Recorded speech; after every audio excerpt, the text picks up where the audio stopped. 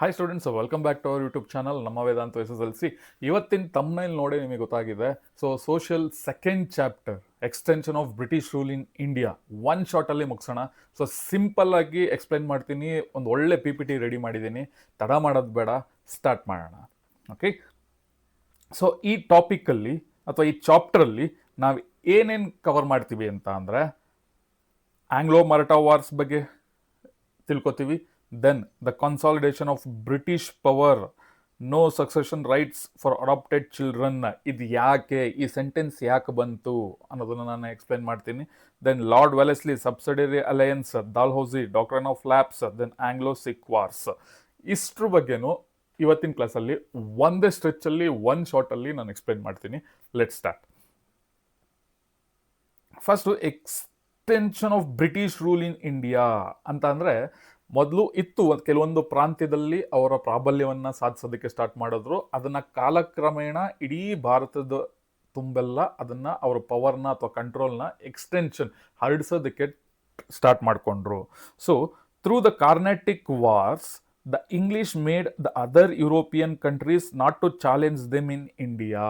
ಇಂಡಿಯಾದಲ್ಲಿ ನಾವೇ ಕಂಟ್ರೋಲ್ ತಗೋಬೇಕು, ನಮ್ಮನ್ನು ಬಿಟ್ಟರೆ ಬೇರೆ ಯಾರು, ಯಾವ ಕಂಟ್ರಿ, ಯಾವ ದೇಶದವರು ನಮ್ಮನ್ನು ಬಿಟ್ಟರೆ ಇಂಡಿಯಾದಲ್ಲಿ ಯಾರಿಗೂ ಕಂಟ್ರೋಲ್ ಸಿಗಬಾರ್ದು ಅನ್ನೋ ಥರ ಮಾಡ್ಕೊಂಡ್ರು. ಜೊತೆಗೆ ಕಾರ್ನಾಟಿಕ್ ವಾರ್ ಅಂತ ಅಂದರೆ ಏನು? ಕಾರ್ನಾಟಿಕ್ ವಾರ್ ಅಂದರೆ ಫಸ್ಟ್ ಚಾಪ್ಟರಲ್ಲೇ ನಾನು ಎಕ್ಸ್ಪ್ಲೈನ್ ಮಾಡಿದ್ದೀನಿ.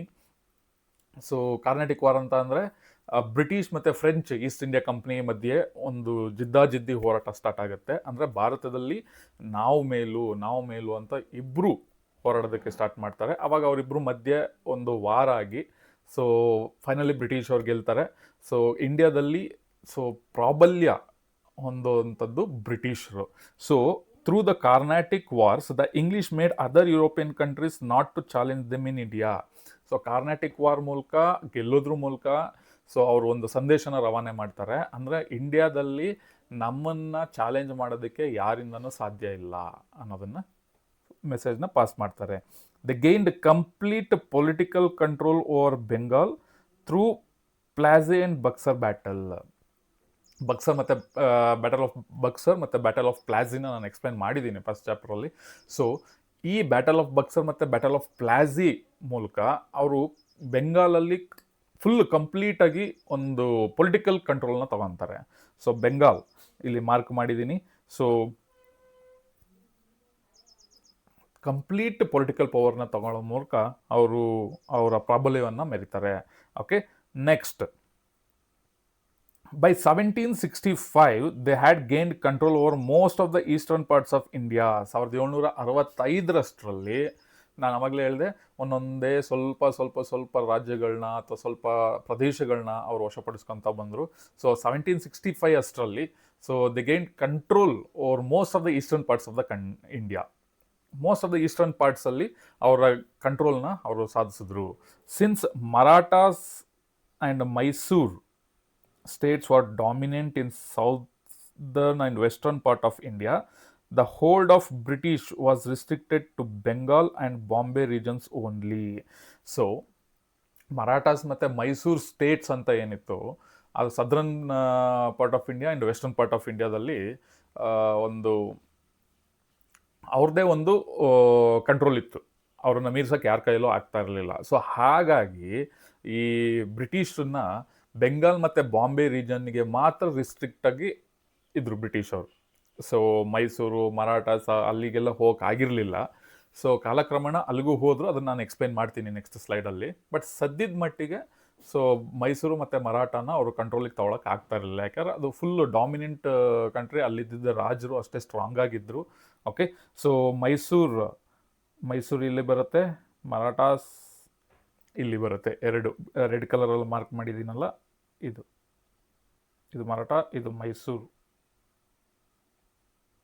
ಓಕೆ, ಸೊ ನೆಕ್ಸ್ಟು ಹಾಗೆ ಮುಂದೆ ಹೋದಂಗೆ Mysore, Hyder Ali and Tipu Sultan of Mysore along with Peshwas of Marathas were the only impediments in the path of expansion for the British. So ಅವರು ಒಂದೊಂದು ಜಾಗದಲ್ಲೇ ಅವರು ಎಕ್ಸ್ಪ್ಯಾನ್ಷನ್ ಮಾಡ್ತಾ ಬಂದರು. ಅವರು ಪ್ರಾಬಲ್ಯನ ಸಾಧಿಸ್ಕೊಂಡು ಒಂದೊಂದೇ ಪ್ರಾಂತ್ಯನ ಅಕ್ವೈರ್ ಮಾಡ್ಕೊತ ಬಂದರು ಬ್ರಿಟಿಷರು.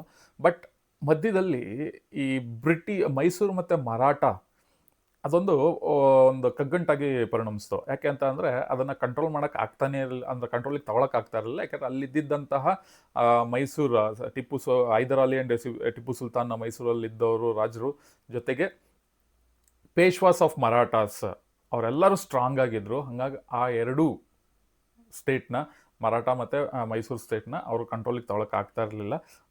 ಅವರಿಬ್ಬರು ಒಂದು impediments in the path of expansion of the British.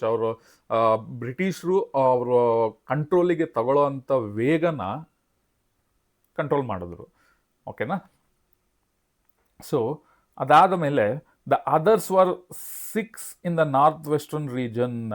So ನಮಗೆ ಸದರ್ನ್ ರೀಜನಲ್ಲಿ ಮರಾಠ ಮತ್ತು ಮೈಸೂರು, ಜೊತೆಗೆ Sikh region in northern western region of India, northern western region part of India. ಇದರಲ್ಲಿ ಇಷ್ಟು ಜನ ಮರಾಠ, ಮೈಸೂರು ಮತ್ತು ಸಿಕ್ ಇಷ್ಟನ್ನು ಕಂಟ್ರೋಲಿಗೆ ತೊಗೊಳಕ್ಕೆ ಬ್ರಿಟಿಷ್ ಅವ್ರಿಗೆ ಆಗ್ತಾ ಇರಲಿಲ್ಲ. ಯಾಕಂದರೆ ಅಲ್ಲಿದ್ದವರು ಒಂದು ಪವರ್ಫುಲ್ ಲೀಡರ್ಸ್. ಸೊ ಅದಕ್ಕೆ ಏನು ಮಾಡಿದ್ರು, ಬ್ರಿಟಿಷರು ಕೆಲವೊಂದು ಪ್ಲ್ಯಾನ್ಗಳನ್ನ ಮಾಡಿದ್ರು. ಅದ್ರ ಬಗ್ಗೆ ಮುಂದೆ ಎಕ್ಸ್ಪ್ಲೇನ್ ಮಾಡೋಣ. Ranjit Singh, who emerged in the early part of 19th century, was the formidable opponent to the British. Ranjit Singh ಅಂತ ಅಂದರೆ ಈಗ ಮೈಸೂರಿಂದ ಹೈದರ್ ಅಲಿ ಮತ್ತು ಟಿಪ್ಪು ಸುಲ್ತಾನ್, ದೆನ್ ಮರಾಠದಿಂದ ಪೇಶ್ವಾಸ್, ದೆನ್ ಸಿಕ್ಕಿಂದ ರಂಜಿತ್ ಸಿಂಗ್ ಅನ್ನೋ ಒಬ್ಬ ರಾಜ. ಇಷ್ಟೂ ಜನ ಬ್ರಿಟಿಷಿಗೆ ಅಪೋಸ್ ಆಗಿ ನಿಂತ್ಕೊಂಡ್ರು. ಸೊ ಈ was successful in organising the Sikhs. Ranjit Singh ಅಂತ ಒಬ್ಬ ರಾಜ ಏನಿದ್ದ, ಅವನು ಸಿಕ್ ಕಮ್ಯುನಿಟಿ, ಸಿಕ್ ಸಮುದಾಯವನ್ನು ಸಕ್ಸಸ್ಫುಲ್ಲಾಗಿ ಒಂದು ಆರ್ಗನೈಸ್ಡ್ ಆಗಿ ಅಥವಾ ಒಂದು ಗುಂಪಾಗಿ ಕನ್ವರ್ಟ್ ಮಾಡೋದ್ರಲ್ಲಿ ಅವನು ಸಕ್ಸಸ್ಫುಲ್ ಆಗ್ತಾ ಇದ್ದ. ಆ ಪವರ್ ಇತ್ತು ಅವನಿಗೆ. Okay, next extension of British rule ಇಂಡಿಯಾದಲ್ಲಿ ನೆಕ್ಸ್ಟ್ ಪಾರ್ಟ್ ಏನು ಬರುತ್ತೆ. So the British also waged repeated wars from mid 18th century to mid 19th century to extend their empire in India. So ಬ್ರಿಟಿಷರು ಪದೇ ಪದೇ ವಾರ್ಗಳನ್ನ ಮಾಡ್ತಾಯಿದ್ರು. ಯಾವಾಗ? mid 18th century mid 19th century ತನಕ. ಯಾಕೆ ವಾರ್ ಮಾಡಬೇಕು? ಆ ಪ್ರಾಂತ್ಯವನ್ನು ಅಥವಾ ಆ ಸ್ಟೇಟ್ನ ಸೋಲಿಸ್ಬೇಕು. ಆ ಸ್ಟೇಟ್ನ ಬ್ರಿಟಿಷರು ಅವರ ಆಳ್ವಿಕೆಗೆ ಒಳಪಡಿಸ್ಕೊಬೇಕು, ಕಂಟ್ರೋಲಿಗೆ ತಗೋಬೇಕು ಅಂತ ಪದೇ ಪದೇ ವಾರ್ ಮಾಡ್ತಾಯಿದ್ರು. Apart from this, they also annexed various kingdoms with cunning policies, subsidiary alliance ಮತ್ತು ಡಾಕ್ಟ್ರೈನ್ ಆಫ್ ಲ್ಯಾಪ್ಸ್. ವಾರ ಮಾಡೋದ್ರ ಜೊತೆಗೆ ಒಂದು ಸ್ವಲ್ಪ ಈ ನರಿ ಬುದ್ಧಿ ಉಪಯೋಗಿಸೋಕೆ ಸ್ಟಾರ್ಟ್ ಆದರು. ಯಾಕೆ ಅಂತ ಅಂದರೆ ಈ ಸಬ್ಸಿಡರಿ ಅಲಯನ್ಸ್ ಮತ್ತು ಡಾಕ್ಟ್ರೈನ್ ಆಫ್ ಲ್ಯಾಪ್ಸ್ ಈ ಎರಡೂ ಪಾಲಿಸಿನ ತಂದರು. ಸೊ ವಾರಲ್ಲಿ ಗೆಲ್ಲೋದ್ರ ಮೂಲಕನೂ ಅವರು ಕೆಲವೊಂದು ರಾಜ್ಯಗಳನ್ನ ವಶಪಡಿಸ್ಕೊತಾ ಇದ್ರು. ಜೊತೆಗೆ ಈ ಎರಡೂ ಪಾಲಿಸೀಸ್ ಏನಿದೆಯಲ್ಲ, ಸಬ್ಸಿಡರಿ ಅಲಯನ್ಸ್ ಮತ್ತು ಡಾಕ್ಟ್ರೈನ್ ಆಫ್ ಲ್ಯಾಪ್ಸ್, ಇದೆರಡೂ ಪಾಲಿಸಿಯಿಂದನೂ ಅವರು ಕೆಲವೊಂದು ಪ್ರಾಂತ್ಯಗಳನ್ನ ವಶಪಡಿಸ್ಕೊಳ್ಳೋಕ್ಕೆ ಸ್ಟಾರ್ಟ್ ಮಾಡಿದ್ರು. ಇದು ಒಂದು ಕನ್ನಿಂಗ್ ಪಾಲಿಸಿ, ಅಂದರೆ ಒಂದು ಏನಂತಾರಲ್ಲ, ಈ ಪಾಲಿಸಿಗೆ ಒಂಥರ ಕಂಟ್ರೋಲ್, ಬ್ರಿಟಿಷರಿಗೆ ಒಂಥರ ಬ್ಯಾಕ್ ಡೋರ್ ಎಂಟ್ರಿ ಅಂತ. ಡೈರೆಕ್ಟಾಗಿ ವಾರ್ ಮಾಡಿ ಗೆಲ್ಲಕ್ಕೆ ಆಗದೇ ಇದ್ದಾಗ ಈ ಎರಡು ಪಾಲಿಸಿನ ಬ್ಯಾಕ್ ಡೋರ್ ಎಂಟ್ರಿ ಅಂತ ತೊಗೊಬೋದು, ನೀವು ಬ್ಯಾಕ್ ಡೋರ್ ಎಂಟ್ರಿ ಅಂತ ಕನ್ಸಿಡರ್ ಮಾಡ್ಕೋಬೋದು. ಈ ಎರಡು ಡೈರೆಕ್ಟಾಗಿ ಮುಖಾಮುಖಿ ಫೇಸ್ ಮಾಡೋಕ್ಕಾಗದೇ ಇದ್ದಾಗ ಈ ಎರಡು ಪಾಲಿಸಿಯಿಂದ ಅವರು ಈ ಎರಡು ಪಾಲಿಸಿನ ಬಳಸ್ಕೊಂಡು ಕೆಲವೊಂದು ಪ್ರಾಂತ್ಯಗಳನ್ನ ವಶಪಡಿಸ್ಕೊತಾ ಇದ್ರು. ಸೊ ಸಬ್ಸಿಡರಿ ಅಲಯನ್ಸ್ ಏನು, ಡಾಕ್ಟ್ರೈನ್ ಆಫ್ ಲ್ಯಾಪ್ಸ್ ಅಂದರೆ ಏನು, ಅದನ್ನೆಲ್ಲ ಎಕ್ಸ್ಪ್ಲೇನ್ ಮಾಡ್ತೀನಿ. ಓಕೆನಾ? Next, battle for extension of British rule in India. Battle ಅಂದರೆ ಯುದ್ಧ. ಸೊ ಏನೇನು ಇಂಡಿಯಾದಲ್ಲಿ ಅವರ ಪ್ರಾಬಲ್ಯನ ಬಲಪಡಿಸ್ಕೊಳ್ಳೋದಕ್ಕೆ ಅಥವಾ ತುಂಬ ಇಡೀ ಇಂಡಿಯಾ ನಮ್ಮ ವಶಕ್ಕೆ ಬರಬೇಕು ಅಂತ ಬ್ರಿಟಿಷರು ಏನು ಅಂದ್ಕೊಂಡಿದ್ರು, ಅದ್ರ ಪ್ಲ್ಯಾನ್ ಪ್ರಕಾರ ಕೆಲವೊಂದು ಯುದ್ಧಗಳನ್ನ ಮಾಡಿದ್ರು. ಯಾವ್ದ್ಯಾವ್ದು ಯುದ್ಧ? 3 Anglo Maratha wars, 4 Anglo Mysore war, then 2 Anglo Sikh war, 1845 to 46, 1848 to 49. So ಈ ಚಾಪ್ಟ್ರಲ್ಲಿ ನಾವು 3 ಆಂಗ್ಲೋ ಮರಾಠಾ ವಾರ್ಸ್ ಬಗ್ಗೆ ನೋಡ್ತೀವಿ, 2 ಆಂಗ್ಲೋ ಸಿಕ್ ವಾರ್ ಬಗ್ಗೆ ನೋಡ್ತೀವಿ. ಆಂಗ್ಲೋ ಮೈಸೂರು ವಾರು ಸಪ್ರೇಟಾಗಿ ಚಾಪ್ಟರ್ ಇದೆ, ಅದನ್ನು ನಾನು ಎಕ್ಸ್ಪ್ಲೇನ್ ಮಾಡ್ತೀನಿ. ಓಕೆ, ಇದರಲ್ಲಿ ನೀವು ಅರ್ಥ ಮಾಡ್ಕೋಬೇಕಾಗಿರೋದು, ಬ್ರಿಟಿಷಿಗೆ ಇಡೀ ಇಂಡಿಯಾನ ಅಕ್ವೈರ್ ಮಾಡ್ಕೋಬೇಕು ಅಂತ ಇತ್ತು.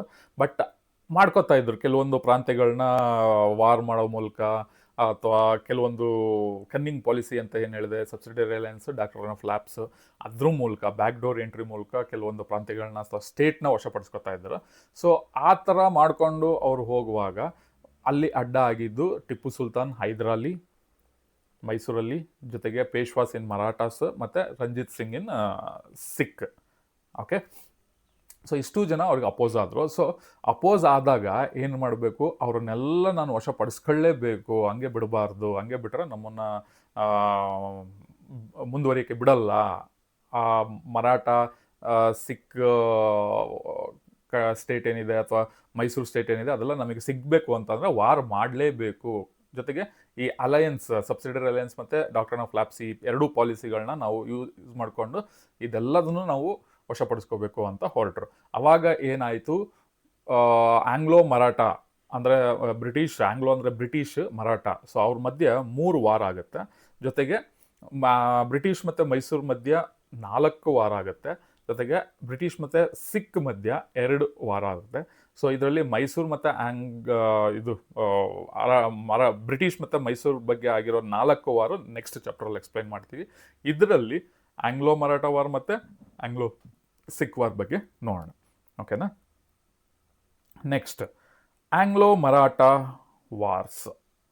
Okay, first Anglo Maratha war ನೋಡೋಣ. ಈ ವಾರ್ ಆಗಬೇಕು ಅಂತಂದರೆ ಯಾವುದೇ ವಾರ್ ಆಗಲಿ, ಯಾವ್ದು 2 ದೇಶದ ಮಧ್ಯೆ, ರಾಜ್ಯದ ಮಧ್ಯೆ ಏನೇ ವಾರ್ ಆಗಲಿ, ಬಟ್ ಅದಕ್ಕೆ ರೀಸನ್ಸ್ ಇರುತ್ತೆ. ರೀಸನ್ಸ್ ಇಲ್ದಲೇ ಸುಮ್ಮನೆ ವಾರ್ ಆಗಲ್ಲ. ಸೊ ವಾರ್ ಆಗಬೇಕು ಅಂದರೆ ಅದ್ರ ರೀಸನ್ ಇರುತ್ತೆ. ಅದ್ರ ರೀಸನ್ ಏನಂತ ತಿಳ್ಕೊಬೇಕು. ಜೊತೆಗೆ ವಾರ್ ಆಗಬೇಕು ಅಂದರೆ ರೀಸನ್ ಇರುತ್ತೆ, ಕರೆಕ್ಟು, ಬಟ್ ರೀಸನ್ ಜೊತೆಗೆ ವಾರಿಂದ ಏನು ಔಟ್ಪುಟ್, ರಿಸಲ್ಟ್ ಏನು ಬರುತ್ತೆ, ಔಟ್ಕಮ್ ಏನು ಬರುತ್ತೆ, ಯಾತಕ್ಕೋಸ್ಕರ ವಾರ್ ಮಾಡಿದ್ರು ಅದನ್ನು ತಿಳ್ಕೊಬೇಕು ಪ್ರತಿ ವಾರಲ್ಲಿ. ಅದನ್ನು ಎಕ್ಸ್ಪ್ಲೈನ್ ಮಾಡೋಣ. ಈಗ ಫಸ್ಟ್ ಆಂಗ್ಲೋ ಮೈಸೂರು ಮರಾಠ ವಾರಲ್ಲಿ 1775 1782 ತನಕ ನಡೆಯುತ್ತೆ. ಸೊ ಅದಕ್ಕೆ ಏನು ರೀಸನ್, ಆ ವಾರ್ ಆಗೋದಕ್ಕೆ ಏನು ರೀಸನ್ ನೋಡ್ಕೊಳ್ಳೋಣ. The Marathas installed Shah Alam II back on the throne of Mughal empire in Delhi. Okay, so Shah Alam II ಏನಂತ ಇರ್ತಾನಲ್ಲ, ಅವನು ಬ್ರಿಟಿಷ್ ಒಂದು ಕಂಟ್ರೋಲ್ ಇರ್ತಾನೆ, ಬ್ರಿಟಿಷರ ಸುಪರ್ತಿಗಿಲಿರ್ತಾನೆ. ಅವನನ್ನು ಕರ್ಕೊಂಬಂದು ಮತ್ತೆ ಮರಾಠಾಸ್ ಏನು ಮಾಡ್ತಾರೆ, ಒಂದು ರಾಜನಾಗಿ ಮಾಡ್ತಾರೆ, ಶಹ ಆಲಂ IIನ. Okay, Shah Alam II, Marathas installed Shah Alam II back on the throne of Mughal empire in Delhi. So Shah Alam II was under the control of British after the defeat of Buxar war. Battle of Buxar ಆಯ್ತಲ್ಲ, ಅವಾಗ ಅವನು ಬ್ರಿಟಿಷರ ಕಂಟ್ರೋಲಿಗೆ ಸಿಕ್ಬಿಡ್ತಾನೆ. ಅಂದರೆ ಅವನು ಅಲ್ಲಿಗೆ ಸರೆಂಡರ್ ಆಗಿಬಿಡ್ತಾನೆ. ಸೊ ಆ ಬ್ರಿಟಿಷ್ ಕಂಟ್ರೋಲಲ್ಲಿ ಇರ್ತಾನೆ ಶಹ ಆಲಂ II. ಆವಾಗ ಮರಾಠಾಸ್ ಅವನನ್ನು ಕರ್ಕೊಂಬಂದು ಮತ್ತೆ ರಾಜನಾಗಿ ಕೂರಿಸ್ತಾರೆ. Okay, Shah Alam II gave Kora and Allahabad to Marathas which she had earlier given to British. ಅವನು ಮತ್ತೆ ರಾಜ ಆದಮೇಲೆ, ಓಕೆ, ಶಹ ಆಲಂ II ಏನು ಮಾಡ್ತಾನೆ, ಕೋರಾ, ಇಲ್ಲಿದೆ ಮಾರ್ಕ್ ಮಾಡಿದ್ದೀನಿ, ಕೋರಾ ಮತ್ತು ಅಲಹಾಬಾದ್ ಇದನ್ನು ಬ್ರಿಟಿಷರಿಗೆ ಗಿಫ್ಟಾಗಿ ಕೊಟ್ಟಿರ್ತಾನೆ. ಸೊ ಬ್ರಿಟಿಷರಿಗೆ ಗಿಫ್ಟಾಗಿ ಕೊಟ್ಟರೂ ಕೂಡ ಬ್ರಿಟಿಷರು ಅವನನ್ನು ಅರೆಸ್ಟ್ ಮಾಡಿ ಇಟ್ಕೊಂಡಿರ್ತಾರೆ ಜೈಲಲ್ಲಿ. ಓಕೆನಾ? ಸೊ ಹಾಗಾಗಿ ಇವನನ್ನು ಮತ್ತೆ ಮರಾಠಾಸ್ ಅವರೆಲ್ಲ ಕರ್ಕೊಬಂದು ರಾಜನ್ನಾಗಿ ಮಾಡಿದಾಗ ಅವಾಗ ಏನು ಮಾಡ್ತಾನೆ, ಬ್ರಿಟಿಷರಿಗೆ ಕೊಟ್ಟಿದ್ದ ಗಿಫ್ಟನ್ನ, ಏನು ಕೋರಾ ಮತ್ತು ಅಲಹಾಬಾದ್ನ, ಮರಾಠಾಸ್ ಅವರಿಗೆ ಕೊಡ್ತಾನೆ. ಬ್ರಿಟಿಷರಿಂದ ಇಸ್ಕೊಂಡು ಮತ್ತೆ ಮರಾಠಾಸ್ಗೆ ಕೊಡ್ತಾನೆ. So this resulted in the enmity between the Marathas and the British. So ನಮಗೆ ಕೊಟ್ಟಿದ್ದಂತಹ ಗಿಫ್ಟ್ನ ಮತ್ತೆ ನಮ್ಮಿಂದ ಇಸ್ಕೊಂಡು ಮರಾಠಾಸಿಗೆ ಕೊಟ್ಟನಲ್ಲ ಅಂತ ಮರಾಠ ಮತ್ತು ಬ್ರಿಟಿಷ್ ಮಧ್ಯೆ ಒಂದು ಎನಿಮಿಟಿ ಸ್ಟಾರ್ಟ್ ಆಗುತ್ತೆ. ಸೊ ಅದಕ್ಕೋಸ್ಕರ ಈ first Anglo Maratha war start ಆಗುತ್ತೆ. ರೀಸನ್ ಅರ್ಥ ಆಯ್ತಲ್ವಾ? ಓಕೆ, ಇನ್ನೊಂದಷ್ಟು ರೀಸನ್ ಇದೆ. During this period the death of the Maratha strong man Madhavrao Peshwa was a major setback to Marathas. ಇಷ್ಟ್ರ ಮಧ್ಯೆ ಈ ಎಲ್ಲ ಬೆಳವಣಿಗೆ ಆಗ್ತಾ ಇರಬೇಕಾದ್ರೆ ಒಬ್ಬ ರಾಜ, ಮಾಧವರಾವ್ ಪೇಶ್ವಾ, ಮರಾಠದ ರಾಜ ತೀರ್ಕೊಂಡ್ಬಿಡ್ತಾನೆ. ಇದೊಂದು ದೊಡ್ಡ ಹಿನ್ನಡೆ ಮರಾಠಾಸಿಗೆ, setback to Marathas. Okay, though his brother Narayan Rao, ಯಾರ ಬ್ರದರು, ಮಾಧವರಾವ್ ಯಾರು ರಾಜ ಸತ್ತೋಗ್ತಾನಲ್ಲ ಅವನ brother Narayan Rao came to power.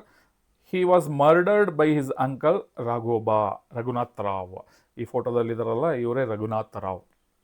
Madhavrao ಆದಮೇಲೆ ನಾರಾಯಣ್ ರಾವ್, ಮಾಧವರಾವ್ ಬ್ರದರ್ ರಾಜನಾಗಿ ಬರ್ತಾನೆ, ಸೊ ಅಧಿಕಾರ ತಗೋತಾನೆ. ಬಟ್ ನಾರಾಯಣ್ ರಾವ್ನ ಅವ್ರ ಅಂಕಲ್ ರಘುನಾಥ್ ರಾವ್ ಸಾಯಿಸ್ಬಿಡ್ತಾನೆ.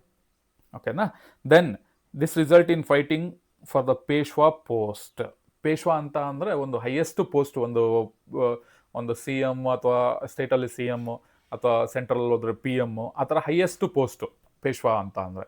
ಸೊ ಇದು ಏನಾಗುತ್ತೀಗ, ಮಾಧವರಾವು ಸತ್ತೋದ ಮೇಲೆ ಅವನ ತಮ್ಮ ಅಥವಾ ಬ್ರದರ್ ನಾರಾಯಣ್ ರಾವು ಅಧಿಕಾರಕ್ಕೆ ಬರ್ತಾನೆ, ಪೇಶ್ವಾಗಿ ಕೂತ್ಕೊತಾನೆ. ಬಟ್ ಇದನ್ನ ಸಹಿಸಕ್ಕಾಗ್ದಲೆ ಅವ್ರ ಅಂಕಲ್ಲೇ ರಘುನಾಥ್ ರಾವು ನಾರಾಯಣ್ ರಾವ್ನ ಸಾಯಿಸ್ಬಿಡ್ತಾನೆ. ಸೊ ಅಂದರೆ ಇಲ್ಲಿಗೆ ಏನರ್ಥ, ಪೇಶ್ವಾ ಪೋಸ್ಟಿಗೆ ಗಲಾಟೆ, ಜಗಳ, ಎನಿಮಿಟಿ ಸ್ಟಾರ್ಟ್ ಆಗ್ತಾ ಹೋಗಿದೆ ಅಂತ ಅರ್ಥ. ಕರೆಕ್ಟಾ? ನೆಕ್ಸ್ಟ್ ಇನ್ನು ಏನು reason, the Maratha federation refused to accept Raghoba and named Madhavrao two. Okay. So ಈಗ ಇವನ್ನ ಯಾರನ್ನ, ನಾರಾಯಣ್ ರಾವ್ನ ಸಾಯಿಸಿದ್ರೆ ನನಗೆ ಪೇಶ್ವಾಗಿ ಆ ಪೋಸ್ಟ್ ಕೊಡ್ತಾರೆ ಅಂತ ಏನು ರಘುನಾಥ್ ರಾವ್ ಕಾಯ್ತಾ ಇದ್ದ, ಮತ್ತು ನಾರಾಯಣ್ ರಾವ್ನ ಸಾಯಿಸ್ದ. ಬಟ್ ಅಲ್ಲೇನಾಯಿತು, ಮರಾಠ ಫೆಡರೇಷನ್ ಒಂದು ಸಂಘ ಇತ್ತು, ಅವರು ಆ ಪೇಶ್ವಾ ಅನ್ನೋ ಪೋಸ್ಟ್ನ ರಘುನಾಥ್ ರಾವ್ಗೆ ಕೊಡೋದಕ್ಕೆ ಹಿಂಜರಿದ್ರು. ಇಲ್ಲ, ನಾವು ಕೊಡಲ್ಲಪ್ಪ ರಘುನಾಥ್ ರಾವ್ಗೆ ಅಂತ. ಅದ್ರ ಬದಲು ನಾರಾಯಣ್ ರಾವ್ ಇನ್ಫ್ಯಾಂಟ್ ಸನ್ ಒಬ್ಬ ಇದ್ದ, ಮಾಧವರಾವ್ ಟು. ಸೊ ಅವನನ್ನು ಪೇಶ್ವಾ ಆಗಿ ಅಪಾಯಿಂಟ್ ಮಾಡಿದ್ರು. So upset by this, Raghoba approached the British for the help to regain power. ಅಂದರೆ ಇದರಿಂದ ಬೇಜಾರಾದಂತಹ ರಘುನಾಥ್ ರಾವ್ ಬ್ರಿಟಿಷ್ ಹತ್ರ ಹೋಗ್ಬಿಟ್ಟು ಅವ್ರ ಹೆಲ್ಪ್ ಕೇಳ್ತಾನೆ. ಸೊ ನಾನೀಗ ಪೇಶ್ವಾ ಆಗಬೇಕು ಅಂದ್ಕೊಂಡಿದ್ದೆ, ಆದರೆ ಮಾಧವರಾವ್ ತೀರೋದ್ಮೇಲೆ ನಾರಾಯಣ್ ರಾವ್ ಅವನ ಬ್ರದರ್ನ ಮಾಡಿದ್ರು. ಸೊ ನಾರಾಯಣ್ ರಾವ್ನ ಸಾಯಿಸ್ಬಿಟ್ಟೆ, ನನಗೆ ಕೊಡ್ತಾರೆ ಪೇಶ್ವಾ ಪೋಸ್ಟು ಅಂತ. ಬಟ್ ನನಗೆ ಕೊಡಲಿಲ್ಲ, ಫೆಡರೇಷನ್ ಸಂಘದವರೆಲ್ಲ ಸೇರಿಕೊಂಡು ಮಾಧವರಾವ್ ಟೂಗೆ ಕೊಟ್ಟಿದ್ದಾರೆ. ಸೊ ನನಗೆ ಪೇಶ್ವಾ ಪೋಸ್ಟ್ ಬೇಕು, ಸೊ ಅದಕ್ಕೆ ನೀವು ಹೆಲ್ಪ್ ಮಾಡಬೇಕು ಅಂತ ಬ್ರಿಟಿಷ್ ಹತ್ರ ಹೋಗ್ತಾನೆ. So the British grabbed this chance to interfere and weaken the Maratha empire. ಈ ಅವಕಾಶಕ್ಕೋಸ್ಕರ ಕಾಯ್ತಾ ಇದ್ರು ಬ್ರಿಟಿಷರು, ಯಾಕೆಂದರೆ ಮರಾಠ ಎಂಪೈರ್ನ ಅಕ್ವೈರ್ ಮಾಡಬೇಕು ಅಂತ ಇತ್ತಾ. ಸೊ ಈ ಅವಕಾಶಕ್ಕೋಸ್ಕರ ಕಾಯ್ತಾ ಇದ್ರು. ಸೊ ರಾವ್ಗೆ ಬಯಸಿದ್ದು ಹಾಲುವನ್ನು ಡಾಕ್ಟರ್ ಹೇಳಿದ್ದು ಹಾಲುವನ್ನು ಅನ್ನಂಗೆ, ಸೊ ಆಯಿತು ನಾನು ನಿಮಗೆ ಹೆಲ್ಪ್ ಮಾಡ್ತೀನಿ ಅಂತ ಒಂಥರ ಇವನಿಗೆ ಹೆಲ್ಪ್ ಮಾಡೋ ಮೂಲಕ ನಾನು ಮರಾಠ ಎಂಪೈರ್ನ ಕಂಟ್ರೋಲಿಗೆ ತೊಗೋಬೋದು ಅಂತ ಬ್ರಿಟಿಷ್ ಏನು ಮಾಡ್ತಾರೋ, ಆಯಿತು ನಾನು ನಿಮಗೆ ಹೆಲ್ಪ್ ಮಾಡ್ತೀನಿ ಅಂತ ಅಂತಾರೆ. ನೆಕ್ಸ್ಟ್ ಏನಾಗುತ್ತೆ, a long war was fought for the 7 years. ಈ ಫಸ್ಟ್ ಆಂಗ್ಲೋ ಮರಾಠ ವಾರ್ ಏನಿದೆಯಲ್ಲ, ಇದು ತುಂಬ ದೊಡ್ಡ ವಾರ್, 7 ವರ್ಷ ಆಗುತ್ತೆ ಅದು ವಾರ್. ಓಕೆ. ಇನಿಷಿಯಲ್ ಫೇಸಲ್ಲಿ the Marathas initially had the upper hand and fought bravely. ಈ 7 ವರ್ಷದ ವಾರ್ ಏನಾಗುತ್ತೆ ಆಂಗ್ಲೋ ಮರಾಠ ವಾರಲ್ಲಿ, ಸ್ಟಾರ್ಟಿಂಗಲ್ಲಿ ಮರಾಠಾಸ್ ಅವರು ಸ್ಟ್ರಾಂಗ್ ಆಗಿದ್ದರು, ಜೊತೆಗೆ ಮರಾಠಾಸ್ ಅವರು ಒಂದು ಲೀಡಲ್ಲಿದ್ದರು ಬ್ರಿಟಿಷ್ ವಿರುದ್ಧ. ಓಕೆನಾ. ಬಟ್ ಟರ್ನಿಂಗ್ ಪಾಯಿಂಟ್ ಏನಂತ ಅಂದರೆ, over time the Maratha federation found it difficult to continue the war against the well resourced British force. Okay. ಕಾಲ ಕಳೆದಂಗೆ ಒಂದು ವಾರ್ ಸ್ಟಾರ್ಟ್ ಆದಮೇಲೆ 1 ವರ್ಷ, 2 ವರ್ಷ, 3 ವರ್ಷ ಇವರು ಮರಾಠಾಸ್ ಅವರೇ ಲೀಡಲ್ಲಿದ್ದರು ಆ ವಾರಲ್ಲಿ, ಮೇಲ್ಗೈ ಸಾಧಿಸಿದ್ರು. ಬಟ್ ಹೋಗ್ತಾ ಕಾಲಕ್ರಮೇಣ ಏನಾಯಿತು, ಅವರಿಗೆ ವಾರ್ನ ನಡೆಸಿ ಆ ಬ್ರಿಟಿಷ್ ಸೈನ್ಯದ ವಿರುದ್ಧ ಹೋರಾಡಿ ಗೆಲ್ಲೋದು ಸ್ವಲ್ಪ ಡಿಫಿಕಲ್ಟ್ ಆಗಕ್ಕೆ ಸ್ಟಾರ್ಟ್ ಆಯಿತು. ಸೊ ಅವಾಗೇನಾಗುತ್ತೆ result, the war ended in 1782. 7 ವರ್ಷ ಆದಮೇಲೆ ಎಂಡ್ ಆಗುತ್ತೆ ವಿತ್ ದ ಸಾಲ್ಬೈ ಅಗ್ರಿಮೆಂಟ್. ಒಂದು ಸಾಲ್ಬೈ ಅಗ್ರಿಮೆಂಟ್ ಮಾಡ್ಕೊತಾರೆ. ಆ ಅಗ್ರಿಮೆಂಟ್ ಮೂಲಕ first war of Anglo Maratha war end ಆಗುತ್ತೆ. ಸೊ ಸಾಲ್ಬೈ ಅಗ್ರಿಮೆಂಟ್ ಅಂದರೆ ಏನು? So 20 years of agreement for piece. ಅಂದರೆ ಯಾವುದೇ ಏನೇ ಅಂದರೂ ಬ್ರಿಟಿಷ್ ಅವರಿಗೆ ಸಾಲ್ಬೈ ಅಗ್ರಿಮೆಂಟ್ ಮಾಡಿಕೊಟ್ಟು ಆ ವಾರ್ನ ಎಂಡ್ ಮಾಡ್ತಾರೆ. ಸೊ ಸಾಲ್ಬೈ ಅಗ್ರಿಮೆಂಟಲ್ಲಿ ಏನಿರುತ್ತೆ ಅಂದರೆ 20 ವರ್ಷ ಬ್ರಿಟಿಷರು ಏನೇ ಮಾಡಿದ್ರು ಮರಾಠಾಸ್ ಅವ್ರು ಕೇಳಂಗಿಲ್ಲ. ಏನು ರೂಲ್ಸ್ ತರಲಿ, ಏನಾದ್ರು ಚೇಂಜಸ್ ಮಾಡಲಿ ರಾಜ್ಯದಲ್ಲಿ, ಬಟ್ ಮರಾಠಾಸ್ ಅವ್ರು ಏನೂ ಕೇಳಂಗಿಲ್ಲ, ವಾರೂ ಮಾಡೋಂಗಿಲ್ಲ, ಸುಮ್ಮನೆ ಇರಬೇಕು. ಸೊ ಹಾಗಾಗಿ ಸಾಲ್ಬೈ ಅಗ್ರಿಮೆಂಟ್ ಮಾಡಿಕೊಂಡು 20 ವರ್ಷ ಒಂದು ಪೀಸ್ ಅಂತ ಅಂದರೆ ಶಾಂತಿ, ನೆಮ್ಮದಿ ಇರೋ ಥರ ಒಂದು ಅಗ್ರಿಮೆಂಟ್ ಥರ ಮಾಡ್ಕೋತಾರೆ. ದ ಔಟ್ಕಮ್ ಏನಾಗುತ್ತೆ, Madhavrao two was officially recognised as the rightful Peshwa. Madhavrao two official ಆಗಿ ಒಂದು ಒಂದು ಪೇಶ್ವಾ ಅಂದರೆ ಒಂದು ಆ ಪೋಸ್ಟಿಗೆ ನೇಮಕ ಆಗ್ತಾನೆ. ಸೊ ಇಂಪ್ಯಾಕ್ಟ್ ಏನಾಗುತ್ತೆ, the agreement brought a temporary halt to the fighting. ಏನು ಸಾಲ್ಬಾಯ್ ಅಗ್ರಿಮೆಂಟ್ 20 ಇಯರ್ಸ್ಗೆ ಮಾಡ್ಕೊತಾರೆ, ಅದೊಂದು temporary halt, temporary full stop ಫೈಟಿಂಗಿಗೆ ಅಥವಾ ವಾರ್ಗೆ.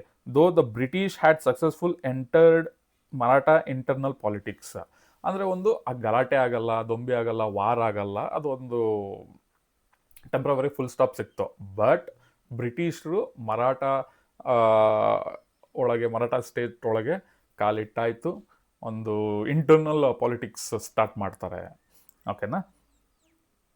ನೆಕ್ಸ್ಟ್, ಇದಿಷ್ಟು first war of Anglo Maratha war. Okay, so ಇಷ್ಟೆಲ್ಲ ಆಗುತ್ತೆ. ಸೊ ಈ 20 ವರ್ಷ ಆದಮೇಲೆ second Anglo Maratha war start ಆಗುತ್ತೆ. ಅದರ ಮಧ್ಯ ಲಾರ್ಡ್ ವೆಲೆಸ್ಲಿ 1798 1805 ಸಬ್ಸಿಡರಿ ಅಲಯನ್ಸ್ನ ತರ್ತಾರೆ. ಸಬ್ಸಿಡರಿ ಅಲಯನ್ಸ್ ಅದೊಂದು ಪಾಲಿಸಿ, ಕನ್ನಿಂಗ್ ಪಾಲಿಸಿ ಅಂತ ಹೇಳಿದೆ. ಅದು ಏನು, ಬ್ಯಾಕ್ ಡೋರ್ ಮೂಲಕ ಅವರು ರಾಜ್ಯಗಳನ್ನ ವಶಪಡಿಸ್ಕೊಳಕ್ಕೆ ಸ್ಟಾರ್ಟ್ ಮಾಡ್ತಾ ಇದ್ರಲ್ವ, ಅದು. ಓಕೆನಾ, ಅದನ್ನೀಗ ನೋಡೋಣ. ಸೊ ಲಾರ್ಡ್ ವೆಲೆಸ್ಲಿ, ಇವರೇ lord Wellesley. Okay, faster expansion.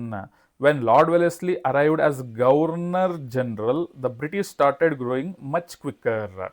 So ಅಂದರೆ ಲಾರ್ಡ್ ವೆಲೆಸ್ಲಿ ಗವರ್ನರ್ ಜನರಲ್ ಆಗಿ ಬಂದ ಮೇಲೆ, ಸೊ ಬ್ರಿಟಿಷ್ ಎಂಪೈರ್ ಏನಿದೆಯಲ್ಲ ಇಂಡಿಯಾದಲ್ಲಿ, ಅದು ಫಾಸ್ಟಾಗಿ ಬೆಳೆಯೋಕ್ಕೆ ಸ್ಟಾರ್ಟ್ ಆಯಿತು.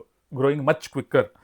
Weak rivals, powerful Indian kingdoms like Maratha and Mysore had already become weak, making it easier for the British to take over. ಇವನು ಬಂದಾಗ ಮರಾಠ ಮತ್ತು ಮೈಸೂರು ರಾಜ್ಯಗಳೇನಿದೆ ಸ್ವಲ್ಪ ವೀಕ್ ಆಗಿಬಿಟ್ಟಿದ್ದು. ಸೊ ಇವನು ಬಂದಾಗ ಏನು ಮಾಡ್ದ, ಇದೇ ಒಳ್ಳೆ ಟೈಮು, ನಾವು ಇದನ್ನು ವಶಪಡಿಸ್ಕೊಳ್ಳೋಕ್ಕೆ ಅನ್ನೋ ಥರ ಒಂದು ಪ್ಲ್ಯಾನ್ ಮಾಡ್ತಾ ಇದ್ದ. ಓಕೆನಾ. Then the 3 policies of Lord Wellesley used triple threat strategy to control India. Lord Wellesley governor general ಆಗಿ ಬಂದ ಮೇಲೆ ಒಂದು 3 ಪಾಲಿಸೀಸ್ ಮಾಡ್ದ. 3 ಪಾಲಿಸೀಸ್, ಅದರಲ್ಲಿ ಒಂದು ಸಬ್ಸಿಡರಿ ಅಲಯನ್ಸ್, ಮತ್ತು ವಾರ್ ಮಾಡೋದು, ದೆನ್ ಡೈರೆಕ್ಟ್ ಅಡ್ಮಿನಿಸ್ಟ್ರೇಷನ್ ಅನ್ನೋದೊಂದು. ಇದರಿಂದ ಈ 3 ಪಾಲಿಸೀಸ್ನ ಏನಂತಾರೆ, ಟ್ರಿಪಲ್ ಥ್ರೆಟ್ ಅಂತ. ಓಕೆನಾ, ಟ್ರಿಪಲ್ ಥ್ರೆಟ್ ಅಂತಲೂ ಕರಿಬೋದು. ಸ್ಟ್ರಾಟಜಿ ಇಂಡಿಯಾನ ಕಂಟ್ರೋಲಿಗೆ ತಗೊಳ್ಳೋದಕ್ಕೆ ಈ ಪಾಲಿಸೀಸ್ನ ಯೂಸ್ ಮಾಡ್ದ. ಯಾವುದ್ಯಾವುದು, subsidiary alliance, waging war, direct admission. Okay,